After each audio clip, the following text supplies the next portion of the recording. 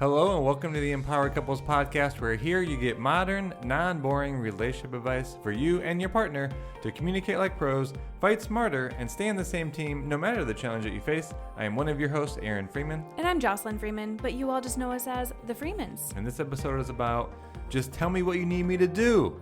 Resentment from having to remind or delegate responsibilities to your partner. Okay, so this one is gonna push some buttons probably for both partners in this situation. We posted, it was both a story and then we did a timeline post, and I was blown away. I didn't even know we were going to receive such a response of people being like, literally, this is so frustrating. This is one of my top frustrations. And I mean, it just blew up from there. And really what we were reading from both messages and comments was, it just feels like it's on me to have to not only delegate, like tell my partner what needs to be done around the house. Shouldn't they be able to see it? But also, why do I have to remind them? And we're going to talk about so many areas of like why this is a trigger, sources of why this pattern really happens. We're going to go deep and we're going to give you some practical resources for this. So we're going to cover a lot of ground today. So first things first, what do we hear from our partner that can sometimes be a trigger? Well, one is just tell me what you need me to do. Now, that sounds nice initially, right? Because it's like, okay, they're saying just tell me what you need me to do, but it's a trigger because it feels to the person receiving that it is up to them to, keep their eye on everything and then tell the other what needs to be done, as opposed to that person who's saying, just tell me what you need me to do, is actually looking around the house. Their eyes are open and they're like, oh, I see the dishes. Oh, I see the kids' toys on the ground. I see, whatever it is, it's like, don't you see it? Why do I have to even tell you? Another thing would be, I'm happy to help. Just tell me what. And then this one is maybe a bit less often, but still is sometimes what couples are saying to each other is, hey, but it's your job. Like, isn't it your responsibility around the house? I work outside the house. That can be something that is said within the partnership as well. Yeah, it's a very interesting topic because it just borders on the very old, I say old, but still out there, obviously, from the amount of messages we got. We just started a TikTok, actually, and I can't even believe the messages. Yeah. And they're not like positive. They're, in a sense, there's so many messages that say, I got divorced like over this, or I can't even believe how accurate this video is. This was one lady saying, like, this is exactly a part of why we ended up getting divorced. So it does have its ties in a very gender-specific roles and responsibilities around marriage. And if you've listened to this podcast, maybe you're there, maybe you're not. I mean, ideally for us is your communication is such that no matter what roles and responsibilities you have taken on up to this point, anytime a new desire, a new expectation, which we're going to go into, makes itself known to you, that you're able to communicate and your partner is open to receiving not only your communication, but adjusting roles and responsibilities. So this is a very, what's called equalitarian type of marriage rather than a very, we'll call it traditional or conventional type of male-female role and responsibility delegation. So typically when you're in the place that you're talking about, just tell me what you need me to do, it's already like from a triggered place. And yes, we're probably going to have to do a little more gender roles here, but typically, let's say the female being at home and they are frustrated. We're going to go into more things that you could do a little bit better here, but they're already frustrated, almost rightfully so, because like in our video, I'm sitting on the couch with my phone in my hands and there's like stuff on the ground and I'm not picking it up. You're picking it up. I almost had to step over a toy to sit on the couch. And it's like, are you kidding me? Like you're just stepped on that. You're not going to pick it up. You're not going to put it away. And then that's where it's typically already a trigger conversation. And then typically the male's like, well, just tell me what you need me to do. I'm just happy to do it. All you got to do is say it. And then I would imagine for the female, it's like, are you kidding? You almost broke your toe on the toy, and now you're telling me that you need me to tell you? There was one couple. Are you serious? You should see his face, everybody. He has this really funny face right now. There was this one interaction with couples that one of the couples we were working with, and it was interesting because, of course, we're covering many different challenges in their relationship, but one that came up was she said he will put his glasses, like, drinking glasses, on the counter because the sinks are full.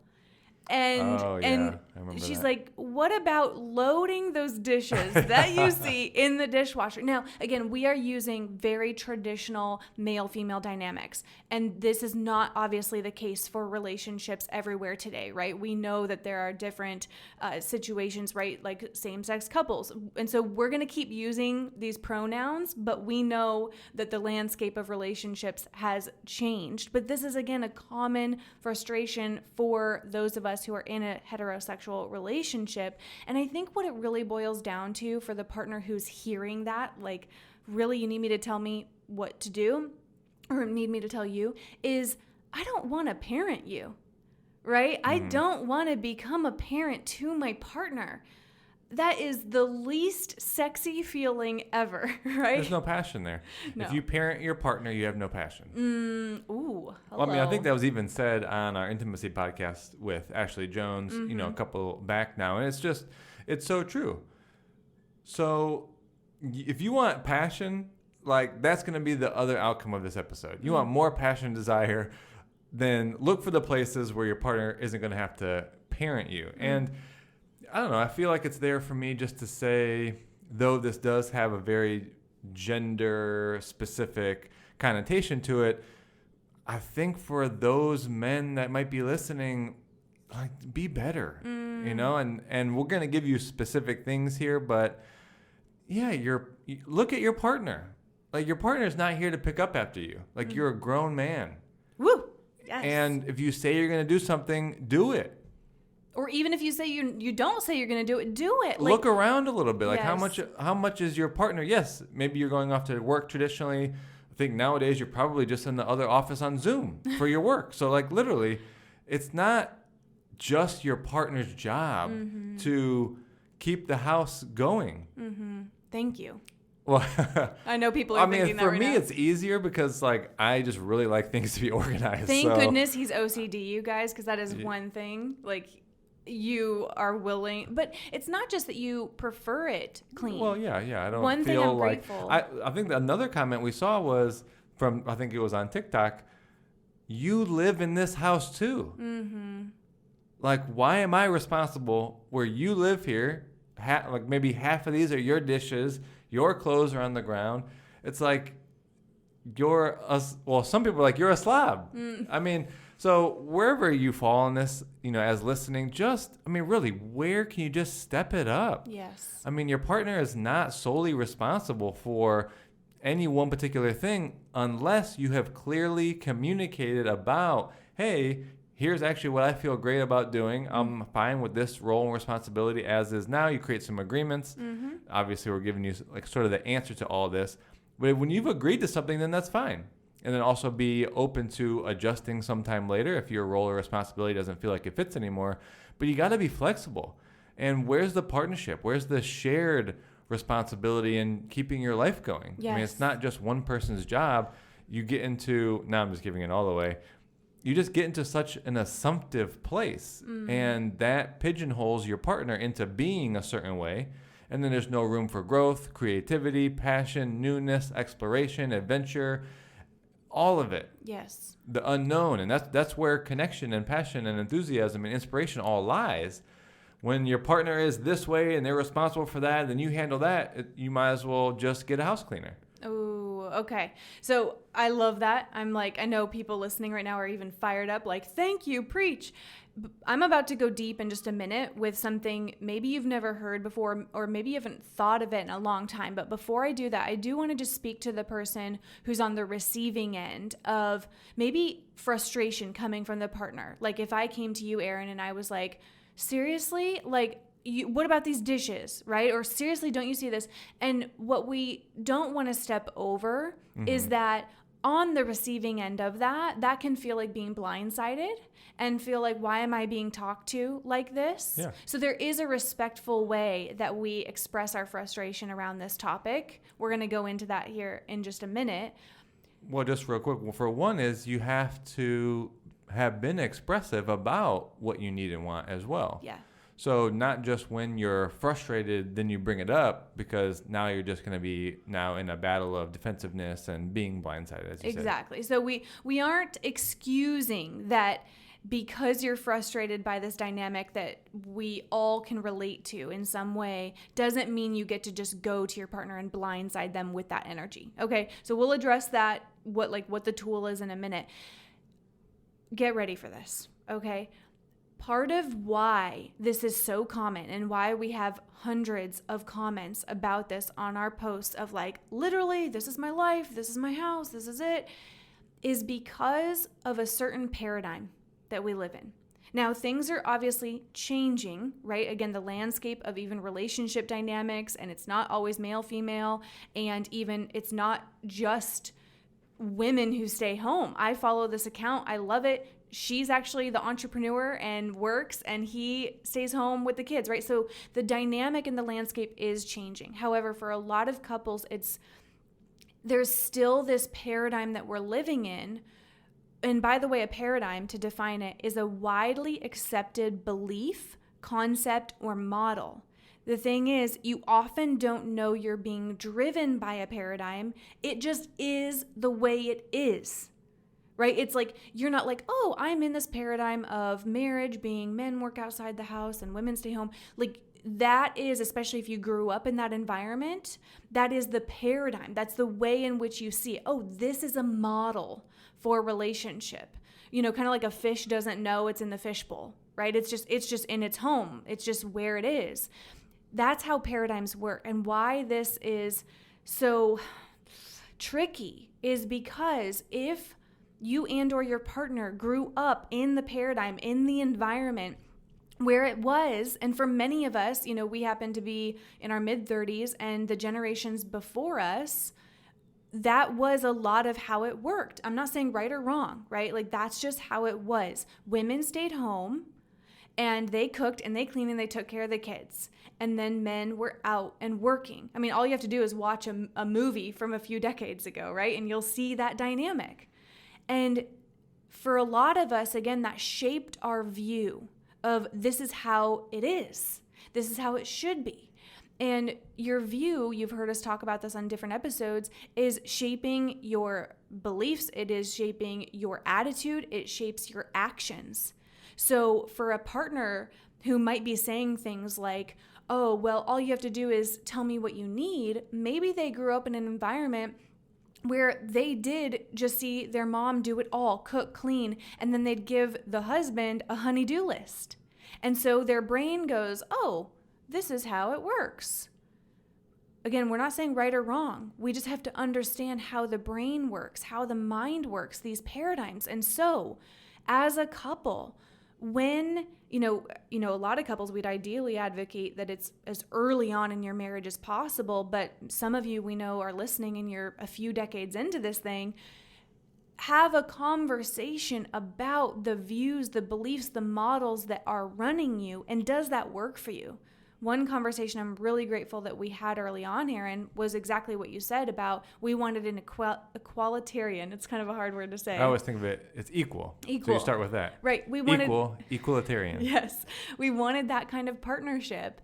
And actually this relationship assessment that we have couples take, I won't, go down that whole path right now, but actually one of the sections is about what kind of a partnership you both kind of are agreeing to. And it's interesting when one partner is like, I have a traditional belief, and the other person's like, I have an equalitarian belief. So I just went on a bit of a rant there, but I really want you to start to question your paradigm, not only your own, but then discuss as a couple, okay, this is how we both grew up. This is kind of the society norm from the generations before us. What do we want? What kind of a home and a partnership is it that we're creating? That's exactly right. And if you come to the place where you think, I want the home just like my parents had, then great. But the point is, you have checked it out. am I stepping into this relationship and are we modeling something that we don't really want only because it was what we saw? So when you both come together, look at your paradigms. How would we like this relationship to go? What is going to fulfill us? What do we actually want individually? And I bring it to the table with my partner and get a sense of what you want. And then this is where we get co-creating. You get to co-create the life that you want. And yes, life is about task management, and it's about managing things and doing things. It's also about, of course, managing your thoughts, your emotions, your energy, your time, all of that. But at the end of the day, what is going to work for us as a couple? And the purpose that we came together as a couple to create a life, that's the conversation. That's the paradigm. You just don't want to be stuck in one that you have by default, and then you end up being unfulfilled sometime later or feeling stuck and I have to do it this way and I don't really want to. So again, the whole point is that's equalitarian. It's just that things are balanced and equal. It doesn't mean that every single area of your life is 50-50. It's that you may choose, hey, you know what? I'm totally fine with keeping the house together for myself. And I choose that. And maybe you choose money, right? These are like two very standard gender-specific roles. You may choose to 50-50 share both of those. I love that you're saying So that. it doesn't matter. Yeah. That's the thing to get. There is no right or wrong. It's only what you both choose from an individual perspective and can come together and collaborate on. Yes. And then, I mean, obviously, the holistic version of the responsibilities of a relationship does not fall onto one person. Yes. And I think maybe that's a part of where the traditional one does kind of fall short because maybe males go and work and then it's like, that was enough. I don't do anything else as far as parenting, house, leisure, vacations. I don't initiate intimacy. It's like I only go to work and then handle the finances in the bank account and credit card. Ooh. That's only one, you could say 2 areas of a relationship, of which there are 10. So what? The rest of them you're just going to assume your partner's doing? Well, can I speak to one thing about that? Because I love everything you just said. A big reason that all of that turns into resentment when you didn't actually agree to it. Right. It's like we just went on. We had, we got married, got the house, had kids, 1 or 2 kids. And then all of a sudden I'm like, what? Is this what I agreed to? Like, you're telling me this is my role. So resentment is formed when you didn't agree to something and you're now being held to it as an expectation.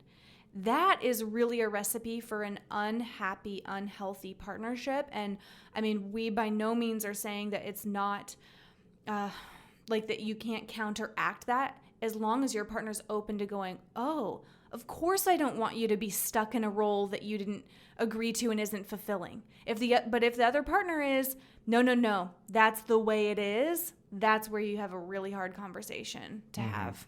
So it starts with assumptions. Let's bring this all together. So you have paradigms. You have to start looking at your paradigm.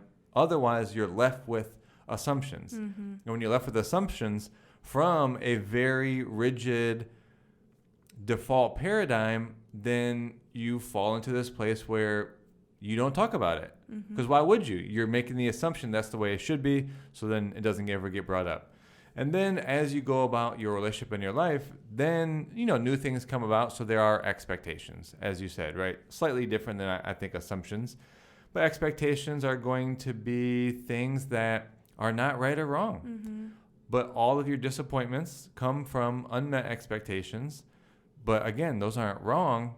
All you have to do is be in a place where you can communicate and express. Oh my gosh, I just realized today, up until this moment, it wasn't this way. I was totally fine with the roles and responsibilities that I had, partner, and I'm just coming to a realization that I have a new expectation, or you could insert the word desire. I have a new desire for how I'd like things to go in the future. And this is a great way to have this conversation, because even if you find yourself in a place where everything had been fine, but you don't want to move forward with being the sole person responsible for the maintenance of the house and all that, you don't come to your partner and say, I'm not doing this anymore.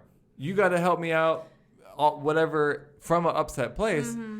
that's how you want to say it. Hey, I realize everything has been totally fine. You could even say, you know what? I realized we had some assumptions. I never brought this up before. And it almost is like giving a pass. Like, yep, that's how it was. And that's fine. And I'm realizing today that I would actually like to have a conversation about adjusting things because I realize I have a new desire. I don't want to be solely responsible for the maintenance of how the house gets cleaned and the dishes and the clothes and picking up the toys from the kid. So I'd like to create something new. Yeah. Right? That's how this conversation goes. So expectations are not bad. When you realize you're having unmet ones, what do you have to do? Just express it. Yes. The last thing I'll say about expectations before moving on, because you hit it really well, is that expectations are going to happen to all humans. You can see a post, oh, don't have expectations of your partner. But again, that's not how the mind works. The mind is always creating expectations based on our beliefs, based on that paradigm. And so this is a lot about self-awareness, and we encourage you to really sit down and explore what are the maybe unconscious expectations I have of my partner, and then together discuss that. Because when they're unconscious, they're running you. But then when you become conscious of them, you can actually have a discussion about them. One quick thing, just to the example, because what you said is really powerful, just to really hit home, really short. We just had a conversation with a client this week about this. You have to see expectations are also desires. And they're often changing. That's what it is to be a human. So I won't obviously give names, but this couple was going to a wine festival. They were driving there. When he got walking. They were walking, actually. No, they had to drive to the festival. So they were driving to the festival, and everything was fine. They were connected. From the time he steps out of the car, he realizes, oh, there's probably going to be a long line to get into the festival where they had to walk to. I don't want to wait in line too long. So he started hurrying up to get there. Now, notice in that moment, he gets a new desire. They traveled there. They rode in the car. He steps out. All of a sudden, a new desire comes to him. I don't want to wait too long in line. I'm going to hurry and get there. Now, that ended up causing an argument because for her, she ended up feeling as if he was doing this on his own, and they were there to have time to connect. They were with one of their children. They were supposed to do this together. And now she's having an unmet expectation from his newly launched desire that's going unfulfilled for her, which is we're not connected and he's off doing his own thing. So I just want to do that as proof.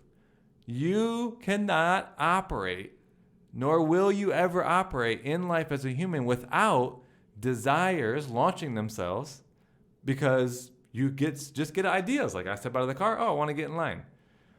So that's living.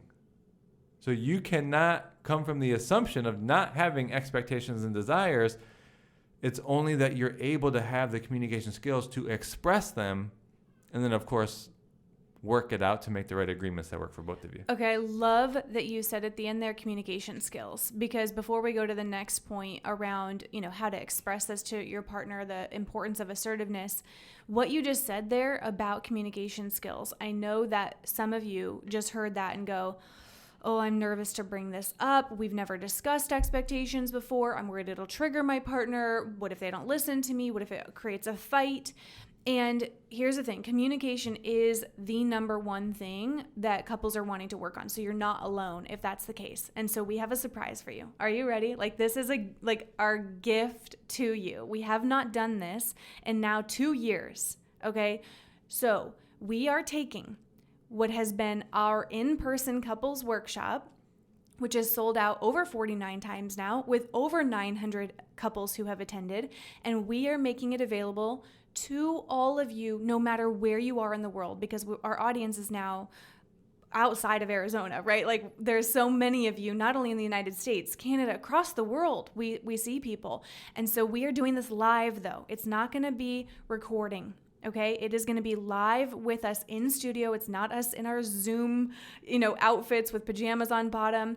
And it is a very interactive, high-tech studio experience. So you want to go look at the details. And because you're a podcast listener, we are giving you a coupon code that's not going to be posted on social media. So you can get $50 off by using the code podcast50 all together. So you type in podcast50 and you go to thecouplesworkshop.com. Now, that coupon code is only going to be valid until July 12th. So go read the webpage, look at the dates, the details. You're just going to want to be on it. I'm telling you, it's like literally designed to address the biggest challenges that couples are experiencing. So make sure you go to thecouplesworkshop.com and use that code for $50 off. We're so excited to have you. And with that, Aaron, you want to lead us into the next important point? Which we've really already touched on a couple of places, and we don't like to give too much information. If you do one of the things that we're talking about and it makes a positive difference, that's the whole point. But we'll just finish this out by a couple of things. It's not all on the, we'll say, listening partner in this case, or as it's come to be, the male partner. When you're bringing it up, when you're talking about expectations and new desires and what you need and what you want, you do have to be more assertive. You also can't assume, if you've never said it before, that your partner is going to help you in a certain area or fulfill on a need or a want that you have if you don't express it. So assertiveness is not just verbally complaining to your partner. That's a common misunderstanding. Assertiveness is your proactive ability to communicate what it is that you need and want, and not blame them, not have it be a place from disappointment or they're not fulfilling what they need to be doing. No, it's, hey, I realize, like the example I gave earlier, hey, I realize I have this new desire. It just came up, and the way things have gone in the past have been fine, and how I'd like things to go in the future, or a new need or new want I have for how we parent or for how we handle money, whatever it is. That's assertiveness. You're actually bringing that up so you can have a conversation well before you're upset about it. So assertiveness is a key, one of the key foundations in relationships, in how you effectively communicate. And then we'll go to close this out with reliability and follow through. Okay, yeah. So here you are, you're working on your assertiveness, how you bring this up to your partner. You're saying, okay, Freemans, I'm going to bring this up in a constructive way. I'm not going to do this from a reactionary place.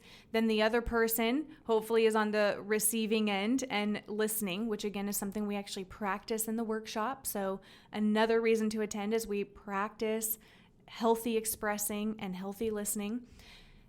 What's important though, not just important, critical, when you two are coming to agreements, or if your partner's making a request of you and you say, yes, I can do that, is reliability and follow through. You know, if you think about a relationship and trust, it's really coming down to integrity, which integrity is keeping our promises. Or if we can't keep our promise, it's making sure we circle back and saying, I'm not going to be able to do that, but here's when I can instead. Because when you aren't paying attention to integrity and keeping your word and your promises, even small, it starts to eat away at the trust and your partnership. And I can't count on you, and you don't follow through. And why do I have to remind you? Why do I have to be your parent? That is the fastest path to resentment. And we would bet that you do not want resentment to build within your partnership. And so you being a great team player and a great partner is keeping your eye on what you say to your partner, what you're going to do and when. And it doesn't matter if it's something small or big. I'm telling you, trust erodes from the buildup of many small things not kept. So reliability and follow through is sexy. It is, right? You don't want to have a partnership where you just say, yeah, I'll work on that. I can do that. And you just throw around these things to each other. You need to be able to count on each other. And so you may use the excuse, well, I don't have a good memory. Well, I don't think of it. That's not your partner's problem. You need to create some kind of a reminder system. There are so many apps, Todoist. It will remind you. You can put it on your calendar, use sticky notes, put a list on your fridge, whatever it is that you need to do to not let your partner down because you don't follow through. Okay, I'm stepping off my rampage. The other side of that is then you gotta take responsibility to not just say yes when you don't actually mean it. That's the other side of it. Oh, well, I want to support my partner. I want to help them out. Okay, that's fine. But if you just say yes and you don't have any real commitment to it, you're eroding the trust again. You're not showing up as a reliable partner. So it's also not just saying no all the time, but if there's something that your partner is asking you for specifically, it's not really just yes or no. It's yes, and I am committed to that, and here's when I'll get it done by, and here is the structure I'll have in place to remember. If it's a no, you could just say, I don't think that is really for me to take on, but how can we come up with a solution to still have that need met for you, right? Yeah. And maybe that's about hiring someone to do something or delegating it to a kid or something. Who knows? But when you say yes, it's a commitment. You're going to do it. You have the things in place because you're a person of integrity. Then if it's not something, you just don't say yes to things. Exactly. If you don't mean it. Because your word loses all power too. Everyone knows around you. If you're someone that is yes because you're a people pleaser or you just want things to be calm around you, people don't rely on you. Ooh. They know they can't trust you. They're not going to come to you with important things. Why would they? You don't do what you say. Ooh. So the compliance, the people pleasing thing, look, that doesn't help anyone in the long run. So you think, I don't want to upset or disappoint someone.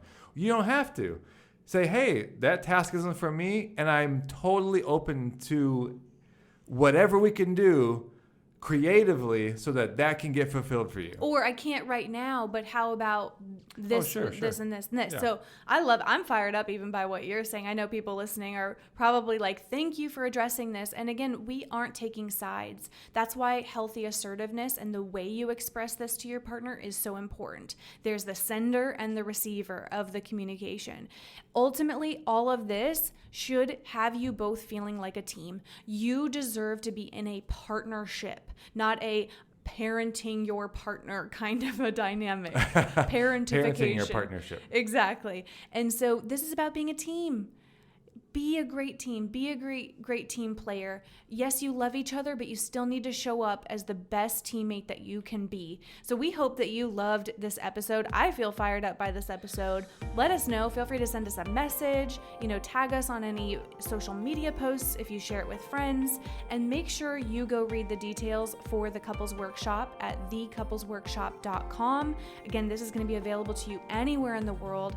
Really powerful experience, and you can use that code podcast50, and it's only available for a short time to get that discount. So with that, we love you all, and we can't wait to talk to you on the next episode.